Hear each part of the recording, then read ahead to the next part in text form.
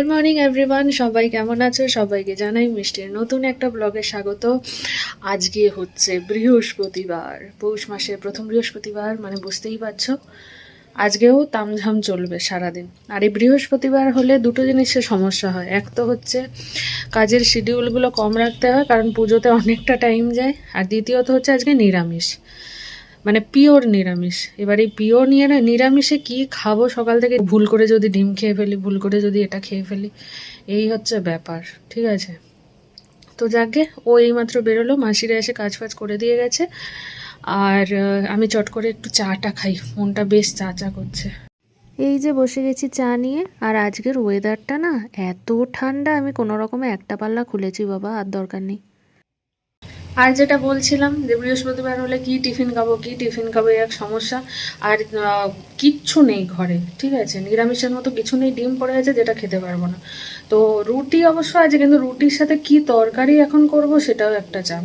অনেক ভেবে চিন্তে আজকে অনেক দিন পর প্রায় সকালবেলা ম্যাগি খাবো, জল ম্যাগি। এই যে এনাকে দেখো, ইনি ভাবছেন আমি ওনার জন্য খাবার আনতে গেছি। মিনি, টাইম হয়েছে তোর? ঘুমো দে, ঘুমো দিবি যা, আগে আমি খাই। উফ, সকালবেলা আনহেলদি আমি খুবই কম খাই, মানে বিশেষ করে ম্যাগি ট্যাগি তো ছুঁই না সকালটা, যা খাই সন্ধেবেলা। কিন্তু আজকে অনেক দিন পর খাচ্ছি তো সকালবেলা, মানে ইচ্ছেও খুব লাগছে, আবার মনের মধ্যে একটা অপরাধবোধও কাজ করছে, কিন্তু কিছু করার নেই। তবে মশলাটা একদম কম দিয়েছি, কারণ দিতামই না যদি সবজি থাকতো, শুধু একদম জল বলে মশলা একটু দিতে হলো। ফ্লিপকার্ট থেকে একটা পার্সেল এসে গেছে, অর্ডার দিয়েছিলাম। এটা খুব কাজের জিনিস, বুঝলে, মানে অনেকদিন ধরেই ভাবছিলাম অর্ডার দেব। দুটো দিয়েছিলাম, একটা এসছে, এটা মনে হচ্ছে বাটিটা, দাঁড়াও খুলি দেখাচ্ছি। এই যে এই তিনটে কেকের বাটি একসাথে কম্বো প্যাক ছিল, এই যে এরকম সেট তিনটে। আসলে বলেছিলাম না আমি কদিন ধরেই, আমার মানে শীতকালে আমি নিজের হাতে কেক বানাই, ওর খুব ভালোবাসে খেতে। কিন্তু না, ওই যে আগের বারে দেখলেই তোমরা, ওর জন্মদিনে আমি সেই স্টিলের বাটিতে বানালাম। স্টিলের বাটিতে অতটা ভালো হয় না, প্লাস সাইজটাও একটুখানি এবড়ো খেবড়ো হয়ে যায়। তো এই বাটিগুলো এবারে অর্ডার দিয়েছিলাম। আসলে আমার এইরকম একটা হলেই হতো, কিন্তু তিনটে যখন ছিল আমি ভাবলাম যে ছোট বড় মানে মাঝারি যে কোনো সাইজের বানানো যাবে, আর একদম পারফেক্ট সাইজ। তবে একটাই ভয় ছিল যে তোবড়া বা বাঁকা ট্যারা যেন না হয়। তবে কোয়ালিটি বেশ ভালো, খারাপ নয়, বেশ ভালো, মানে চলে যাবে। তোমরা তো জানোই রিসেন্ট আমার বেবি শাওয়ার প্রোগ্রাম হলো, এবং সেখানে খুব ভালো ভালো কিছু মুহূর্ত ক্যামেরাতে বন্দি হয়েছে। তো সেইগুলোই আমি কালকে বসে বসে দেখছিলাম। সব ফটো টটোগুলো আমি পেয়ে গেছি, অলরেডি আপলোড করা স্টার্টও করে দিয়েছি। বাট তারপরে আমার হঠাৎ মনে হলো যে এইগুলোকে এরকম ফোনে বা ক্যামেরাতে না রেখে যদি একটা অ্যালবাম বানানো যায়। তো প্রথমে ভেবেছিলাম ফটোগ্রাফাররা যেরকম অ্যালবাম বানিয়ে দেয় ওরকমই ওদেরকে টাকা দিয়ে দেবো, ওরা বানিয়ে দেবে। কিন্তু তারপরে মনে হলো আমি তো নিজেই ক্রাফট করি, তো আমি কত লোকের কত অ্যালবাম বানিয়েছি, তো এবারে না হয় নিজের জন্যই একটা অ্যালবাম বানাই। কিন্তু সময় খুবই কম, অত টাইম নিয়ে করতেও পারবো না। তো সেই জন্য কালকে বসে অনেকক্ষণ ধরে মোটামুটি আউটলাইন যা যা সব হয়ে গেছে, এবং সন্ধেবেলা বসে প্রিন্ট যেগুলো হবে সেগুলোও সব হয়ে গেছে, অনেকটা খাটুনি গেছে। তবে এখন আমি প্রিন্টিংয়ে বসিয়েছি, ছবিগুলো বেরিয়ে গেলে লাস্ট ফিনিশিংটা দেবো, তারপরে রেডি হয়ে গেলে তোমাদের সাথে শেয়ার করবো। এই যে এই হচ্ছে অ্যালবামটা, এটার পুরোপুরি আউটলাইন সব হয়ে গেছে। মানে কি যে তাড়াতাড়ি আমি করেছি বলে বোঝাতে পারবো না। এটা হয়ে গেছে। আর এই দিকে আমি এই যে কালকে বসে বসে সব রেডি করেছি, ওটার মাপ করে এখন এখানে প্রিন্ট আউট হচ্ছে।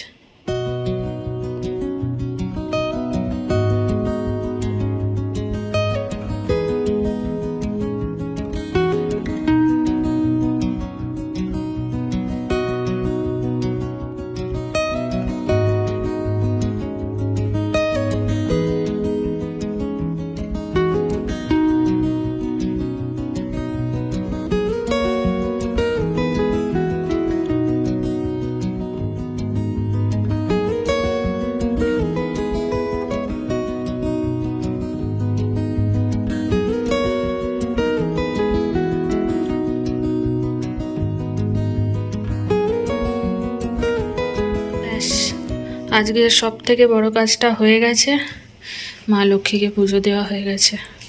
আর পুজো দেওয়ার পর এত সুন্দর দেখতে লাগে না, আমার এখান থেকে আর নড়তেই ইচ্ছে করে না। এটা প্রত্যেকবারেই হয়, যখন খুব সুন্দর করে পুজো করে সাজানো হয় না, মনে হয় হাঁ করে তাকিয়ে দেখি একটু।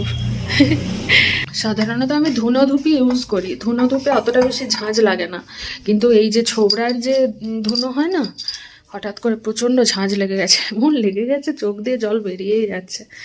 যাকে পুজোটা হয়ে গেছে, এবারে খাওয়া দাওয়া করবো, খিদে পাচ্ছে খুব।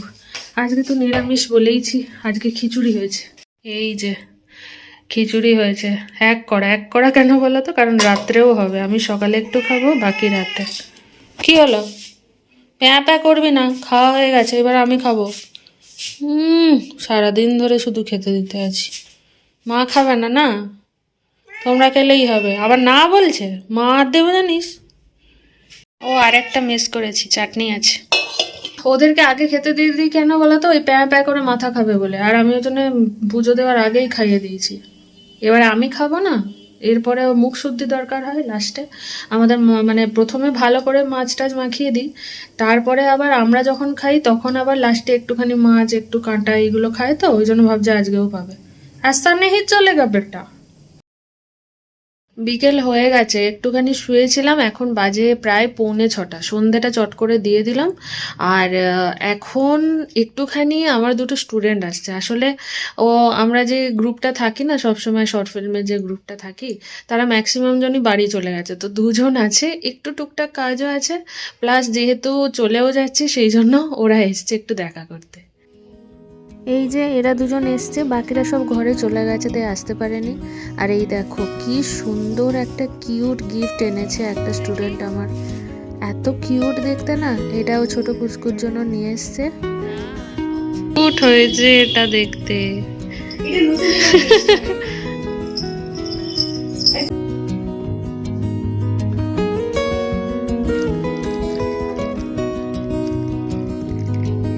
আর আজকে ওরা কি খাবে জিজ্ঞেস করতে এইগুলো বললো খাবে মিয়া আমরের, তো সেই জন্য সুইগিতে অর্ডার দিয়েছিলাম, এই যে সবে এলো।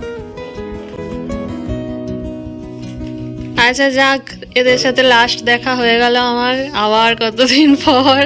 কেমন লাগছে বল, এতদিনের আড্ডা মিস করবি?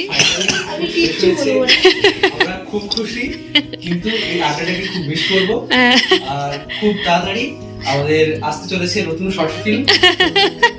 দাদা আপনি কিছু বলবেন সমাপ্ত করার জন্য? প্রডিউসার দাদা, আমাদের প্রডিউসারের মাথায় হাত পড়ে গেছে।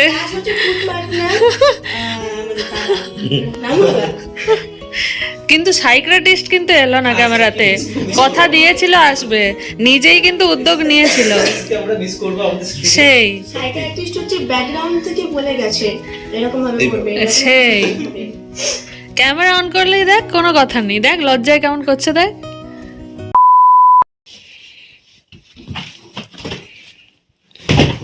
দেখছো কাপড় দেয়া তাও নোংরা কত। ওইটা বার করো, ওটা দিয়ে মুছে দাও, মাথাটাই একটু আছে। চলে এসছে সেই মুহূর্ত যখন ব্যাগটা এবার গোছাতে হবে। আসলে ব্যাপারটা হচ্ছে, ব্লগে প্রথমে বলা হয়নি আজকে, সেটা হচ্ছে যে কালকে মানে শুক্রবার, তো কালকে আমি, ও নয়, আমরা বেরোচ্ছি একসাথে, তবে মেনলি আমি এখন সব কিছু প্যাক ট্যাক করে একদম চলে যাচ্ছি শ্বশুরবাড়ি, কারণ প্রায় মানে শেষের দিকে চলে আসছে টাইম, তো কলেজেও ছুটিটা নিয়ে নিয়েছি, তো আর রিস্ক নিচ্ছি না, মানে যতই হোক সারাদিন একা থাকি তো কোনো অসুবিধা হয়নি, তবে এই সময়টা চাইছি একটু সবার সাথে কাটাতে, তো ছুটিটা যেহেতু কলেজে পেয়েও গেছি, তো সেই জন্য ও বলছে যে না চলো এবার বাড়িতে দিয়ে আসি, আর অনেক এখানে থাকতে হবে না, তো সেটার জন্যই এই যে এত বড় ট্রলিটা বার করেছি, প্যাকিং করব। মনে হচ্ছে না ঘুরতে যাচ্ছি, আমার কতদিন যে ঘুরতে পাইনি আমি, যাক আমি আর পাবো কবে তার কোনো ঠিক নেই। এই ট্রলির জিনিসপত্র গুছিয়ে ঘুরতে যাওয়ার সুখটা এখন নিচ্ছি, কিছু করার নেই। তবে ওই যে অনেকগুলো জিনিস বার করেছি, মোটামুটি ডেলিভারির আগে তো আমার সব মতো গাদুস জামাগুলো লাগবে, যেটা আমার বেশি নেই, তো যে কটা আছে ওটা নিচ্ছি। আর ডেলিভারির পরে এতটা গুদ্দুস থাকবে না, তবে তবুও স্টিচ যেহেতু থাকবে একটু লুজ পড়তে হবে, তো সেইগুলো চিন্তা করে করে জামা বার করতে এত টাইম লাগছে। আর আমি যত পুরনো ওয়েস্টার্ন ড্রেসগুলো দেখছি তত মনে হচ্ছে আবার যে কবে আমি ওই রূপে আসবো তার কোনো ঠিক নেই। তারপরে শীতকাল, তো সোয়েটার ফোয়েটারও নিয়ে যেতে হচ্ছে।